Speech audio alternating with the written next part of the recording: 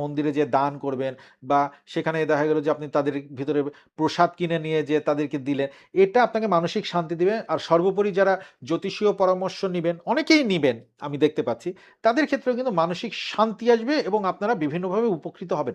তবে বন্ধুরা যারা এর বাইরে গিয়ে বিভিন্ন কেনাকাটা করবেন বা ঘুরতে যাবেন, নিজের মানসিক একটা সমস্যা চলছে সেখান থেকে বের হওয়ার জন্য কোথাও যেয়ে সময় কাটালেন, সিনেমা দেখলেন বা মার্কেটিং করলেন, তাদের বা আপনি কোনো সমাবেশে গেলেন, যার ফলে কিন্তু আপনার আয়ের চেয়ে ব্যয়ের পাল্লা কয়েক গুণ বেড়ে যাবে।